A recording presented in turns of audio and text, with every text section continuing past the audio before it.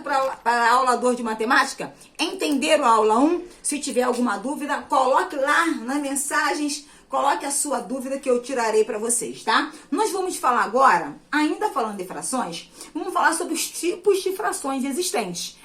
Os diversos tipos. Eu falei que lá na primeira aula, que tinha a fração 1/4, tinha a fração 2/4 e tinha a fração 4/16, não falei? Essas frações todas que eu falei na primeira aula, elas são chamadas de frações próprias. Por que frações próprias? Todas as frações próprias, elas possuem o numerador, que é o número de cima, menor do que o denominador.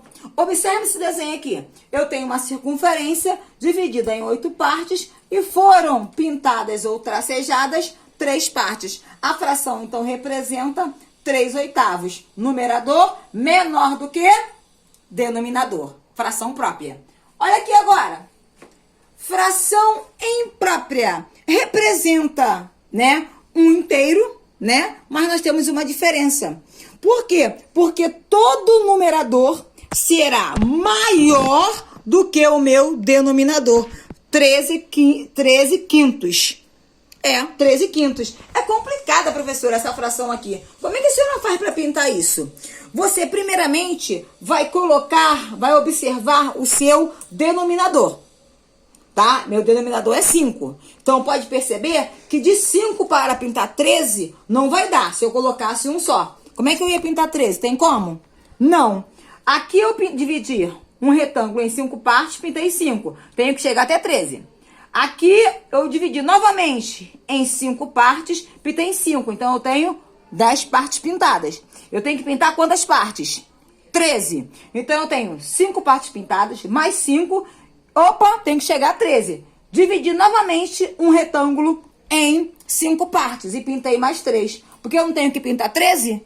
A parte de cima não é a parte pintada? Não é a parte tracejada? Olha aqui. Então, pintei aí, 13 partes, para representar 13 quintos. Isso é fração imprópria.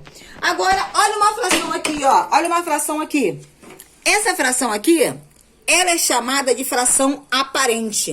O que significa isso? É um tipo de fração imprópria. Ela é imprópria, porém ela tem um diferencial. Por que ela é imprópria, Ana Cláudia? Ana Cláudia, porque o numerador ele é maior do que o denominador. Mas explique por que ela é diferente. Porque todo numerador, ele é divisível pelo denominador. Pode perceber, é tipo múltiplo. Assim, o 20 não é múltiplo de 4?